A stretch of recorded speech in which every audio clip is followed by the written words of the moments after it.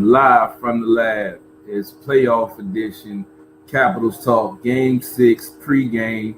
We coming to you a little bit earlier, but it's for a good reason because the Capitals are up 3-2, looking to close out this series in Columbus, where they've already won 2 games back-to-back in Games 3 and Games 4.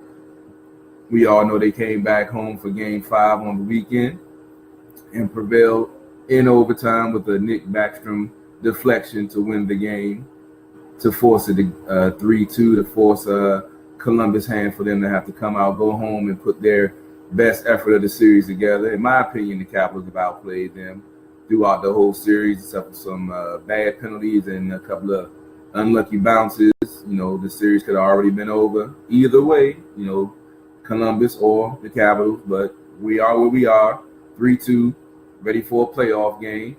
And Robbie, how are you feeling going into this huge game that we should be able to close out tonight if the Capitals play the way they played the last 3 games? I'm nervous, but just because the Capitals seem to do better when there's adversity, so when they're down in the series is tied, things like that. But when we're up, we sometimes lack that killer instinct, and so that's what I'd like to see from us tonight, is to take it to them early and often, because you know that Columbus wants to win at least 1 game for their own fans, so this is going to be the hardest game of the series, without a doubt in my mind.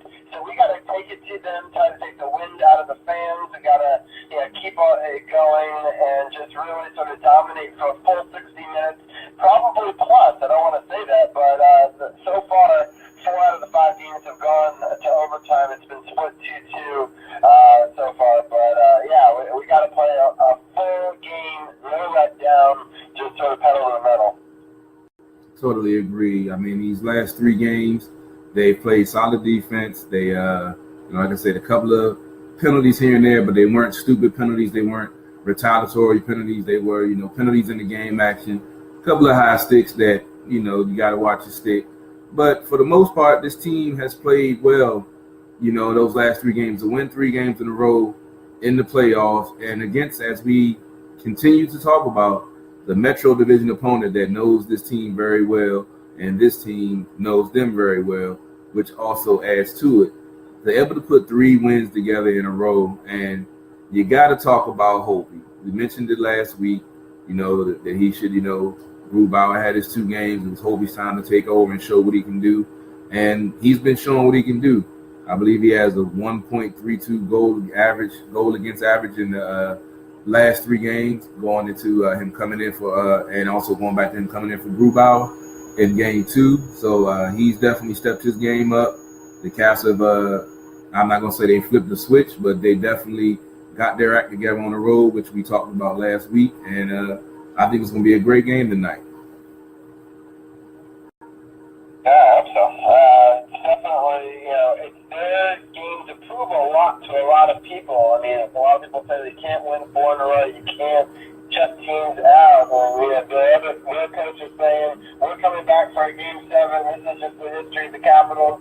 And, last year, the Toronto coach, Babcock, also famously said that they were going to come back and force a game 7 in Washington. And we were able to shut them down in Toronto. So we got to do a bit of the same, go to Columbus, ride the hot hand with Holtby, and try to find a way to get this done.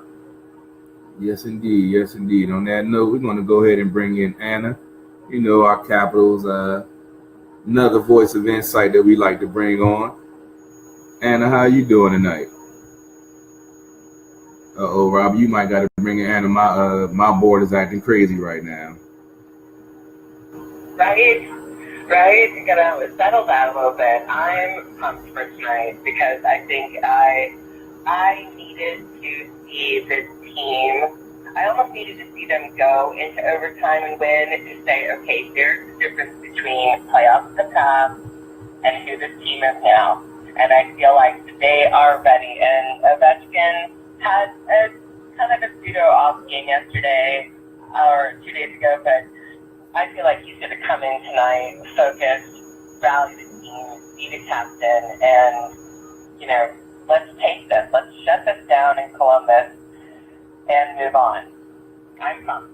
I kind of disagree with that, Anna, on Ovechkin saying he was off. but Bobrovsky made some great saves on him. He had some good shots, but Bobrovsky was playing. Remember, he is a Vezina winning goalie also.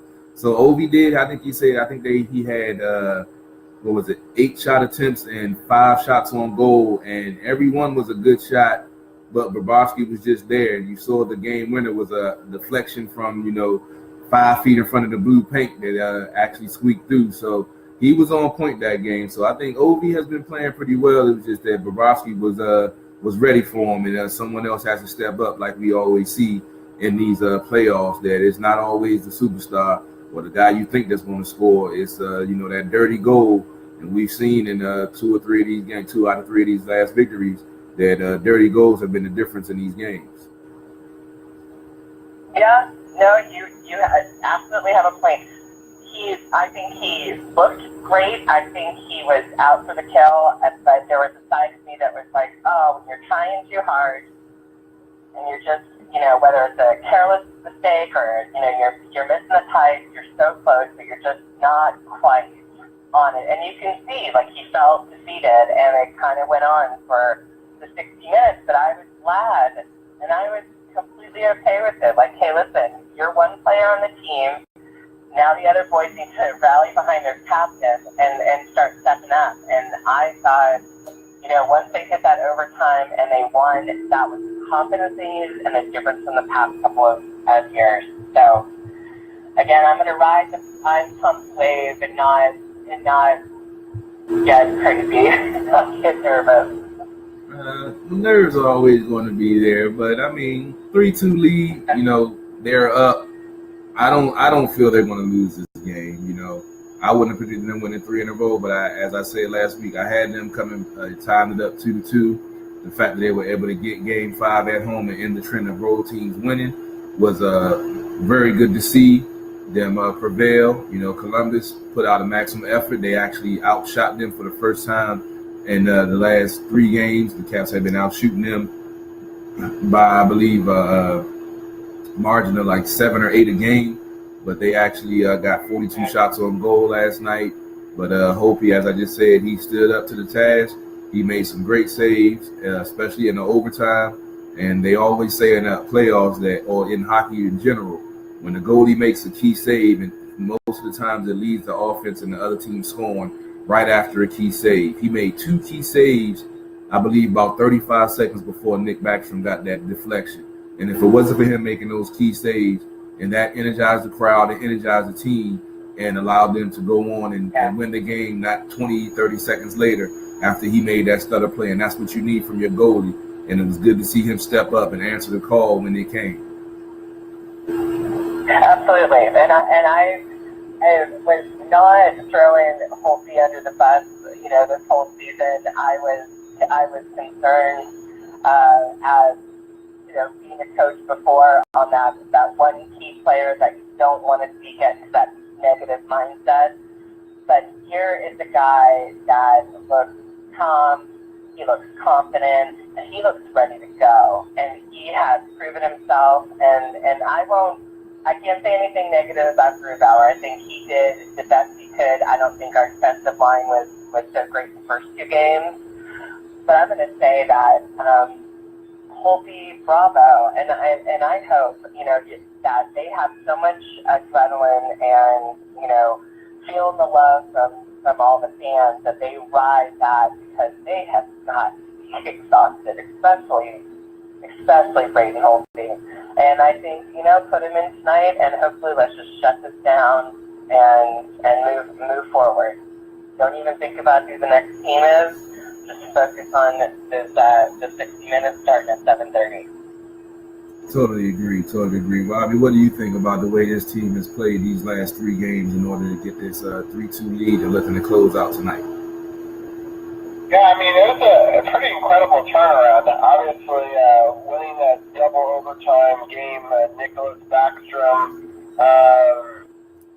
he's been really, really clutch for us. I guess, both overtime games were very clutch. I like the Nicholas Backstrom tip, but I also like the sort of Gleesy goal by, I believe it was Eller, in game 3 that sort of set up this sort of run. So you have to win that game. We were able to carry sort of momentum forward into a game 4. I think we really shocked that team a little bit, and they sort of couldn't figure out Holtby for a little while, which was helpful. Then coming home, I was a little bit nervous because I've been in this situation in a game 5 where it didn't go the way we wanted to. But Nicholas Backstrom was able to score his 4th goal in overtime in playoff history. I got to go, I talked about this last week, to his first ever overtime goal, which was the hat trick completing one. But he's gotten 2 other ones as well, and he leads the franchise in it. I believe only 4 players in NHL history have more than 4 overtime playoff goals. So he's up there with some of the greats. He's also one of the only people to ever have scored 4 goals or more. Only one of 2 out of the 19 that hasn't had a cup. So there were 19 people that have scored 4 or more, and he's one of 2 that has not won a cup. So I hope that changes for him. I hope that Ovechkin's able to sort of break the curse to get an overtime goal himself. But I hope it doesn't get to overtime tonight. I hope we're able to find a way to get going early. And really, the key that I thought was in all 3 victories was just defending the neutral zone, playing really close defense, not letting them get too much space, and really sort of attacking and not letting them get settled in our zone. The problem that I had with game 2 and parts of game 3, and even in this most recent game, there was sort of a big shot difference. So it happened in the 3rd period of this last game. Luckily, we were able to sort of stem the tide and in overtime be the better team again. But even in that situation, I think that it was pretty even in shot counts. And Nicholas was able to get that tip in, which was really important. So it's been a very, very close series. We've actually led for a lot more of the series than Columbus. So it's closer maybe in the series scoreboard than it is in sort of time of winning that some people look to. But it's important that we don't take anything for granted. I mean, we're going into a hostile arena. Those fans desperately want to win. Those teams desperately want to win at least one game in Columbus and send it to a game 7 because I know the pressure would come back to us. I think the pressure is very much still on Columbus right now since they're the home team, and we got to take advantage of that and not let them get too much energy early. Totally agree. The pressure has shifted. The Capitals lost the first 2, lost home ice. They answered the bell, 1-2 in Columbus. I don't see any reason why they won't copy the same copy the same game plan of the last 3 games and go out there and execute. Don't take any dumb penalties. You get on the power play, score, and when you do go down on the PK, make sure you defend and hope he has the last line of defense and he's going to handle his business. I know last week I threw Dmitry Orlov under the bus for his play, but I must say the last 2 games he has improved. He hasn't got all the flaws out of the game, but he definitely played better defensively.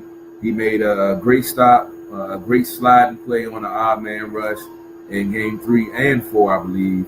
And he's definitely those 2 games he definitely paid more to his defense than he did his offense. And when he did jump up into the play, it did help, and he didn't try to do too much. And, he got back to his defensive position. So I got to shout him out and got to give Kuzi his props. I know Robbie was, me and him had a heated debate earlier in the season when Kuzi was being inconsistent. But I must say over this series, I believe he has 4 goals and I think, 7 assists, Robbie, something like that. So he's definitely stepped his game up and he's answered the call. And I don't wish injury on nobody, but I think, it propelled the team in a positive direction. But Andre going down, I'm not going to say it was good for him to go down. I'm going to phrase it that way so it doesn't seem like I'm saying it's good that he got in. Yeah, no, real quickly, I wanted to jump in on that. I switched shirts to a Dmitry Orlov shirt, and it's very suspicious. And I put on my Squirrel one. I'll give Russian Machine Never Breaks a quick shout out for coming up with a cool design. That's the number 9, which is my favorite number. And I got it a year or 2 ago, and I was like, you know what, we need a change. My wife had actually cleaned it. I had been wearing older stuff. I was like, you know what, we need a fresh start. I put it on. I put my old Capitals pajamas on. I put on my Nicholas Backstrom jersey, and I prayed to the hockey guys that something could happen. And Dimitri has played a lot better, and Nick has played really well over the last couple of games. The lucky jersey ran out last week. I actually had asked Anna before the game, should I continue to wear my red whites, or do I switch to a different, Capitals red? And I made the quick decision after we went down 1-0 to switch to my TJ Oshie. And the second I took off that red white, Nicholas Backstrom scored his first goal of that game. So I think I'm going to go back to the road white, though, just because we've done well on the road white for the other two games. I wanted to ask both of you guys, what are your thoughts? Gosh. I'm going to just go back to the Orlov comment really quick because I know Carol and I have kind of gone back and forth agreeing and not being super thrilled with how number 9's been playing. But I will say the last two games I was more impressed with his efforts and getting him into the game. For me, he seems like a player that does an amazing play or two or goal or whatever, and then he goes flat for a little bit. And I was concerned that I was seeing him be flat for, the first, second, third game, and I feel like he came back finally. The reason why we want him on the tap in game 4 and 5, and we just need to keep that going. As for the jersey, gosh, if you're asking somebody who's been wearing the same sweatshirt, socks, and shorts during all the wins, so I keep with whatever I'm wearing that night. If they're winning, I'm wearing it again. I'm not washing it. I know it's but I'm not going to lie to you. We're not making any new friends here, but whatever it takes for the Caps to get that victory. I think I'm going to I kept the same shirt and pajamas for both, so I'm keeping that, but I am going to switch back to the road Backstrom. If we go down early like we did in the last one, I'll do my Unleash the Fury that Wes Johnson signed, my TJ Oshie, and make the switch to red mid-game adjustment. But I know that Carol's superstitious too. He's smiling over there, but what do you think, Carol? Do you think that seems like a good plan? When it goes to my superstitions on these go as far as which TV I watch the game on. If I'm watching on the main TV, then they're playing bad, and I switch to the other TV and they score, I leave it on that TV. If I turn the game totally off and they start playing better, then I won't turn it back on just because I don't want to stop the momentum. But for the shirts, I don't know. I don't really have a preferable attire that I wear to watch my game. So I don't know, Rob. It's a coin toss to me, man. I don't know. All right. Well, I'll go back to what worked in the road the last two, and we'll start from there. And I'll make an adjustment if need be. There you go. That's well, and I'm thinking just go with it because you asked what I thought in the first one, and I was like, oh yeah, stick with it. And then you changed, and we scored. So I'm gonna say, oh yeah, go with it. We'll just see what That sounds good. Well, I'm excited for this game. I know that we've just got about 20 minutes left before game time. Are we going to break down the scoring of those other two games, Carol, or do you think the people have already seen it all? I think the folks have seen it all. I think they're probably ready to kick back, crack open a cold one, and get ready for this pregame and get ready for this cascade. I'm watching the pregame right now on CSN and on NBCSN, so NBC Sports, I mean. So, hey, I say we just go ahead and wrap it up and let folks get ready, unless you just wanted to go over the scoring, just because I know how you love to go over the scoring. That's fine. I do appreciate some good victories, but we've celebrated enough, and we talked about it in a fun post game that I did with Anna. Just after we won the game, it was the afternoon game. The game isn't too late tonight, meaning it doesn't end in multiple overtimes or something crazy. Maybe we can do another post game with Anna and myself again to celebrate the series and But I don't want to look too far ahead of myself. We've got a lot to accomplish tonight before we get to even do that. But I'll put that out there as a possibility for our fans, since people seem to really like it. So we really appreciate everyone loving all of our different videos we did. There's a ton of stuff to check out on Facebook.com/SportsOTHP. I'll give it a quick plug. Carol did some highlights from that DC Demons game that he went to. We've did the post-game one that I was talking about. Also, you can go check out Haley's shot that I was talking about, where she was able to finish with 20 seconds to spare, hitting all those lights out with the puck, which I thought was quite incredible in person. And it's been a really fun show. I'm really happy with all the people that were able to call in, from Brian to Arun to Mike, and obviously Haley. That was an incredible interview. I feel privileged to have been able to talk to somebody who's won an Olympic gold and sort of gotten one of her biggest dreams so early in her career. She's a young star. I wouldn't be surprised if she makes the gold medal, the Olympic team, going forward in 4 years as well. She's sort of a rising star in that sport. Yeah, that, to me, I listened to it and I was so excited because she just seems so humbled, but she's passionate about the sport, and I'm all about, I don't want to say I'm just singling out female athletes, but you know what, it is nice to have a role model in a sport like hockey or any sport in which she is saying, hey, still be, look at the fun, keep it fun, remember the memories, your friends, your coaches and stuff, rather than someone saying, eat, sleep, and whatever, the sport, and you lose that passion towards it. And I think she loves it. She genuinely loves the sport. I love that she's a huge Caps fan. I love that she's local. And that she came on, tonight was just, it was awesome. And she just seems so great and humbled. And I love athletes like that. Yeah, I'll tell you, by meeting her, you would never know that she's like a superstar athlete. She was so nice.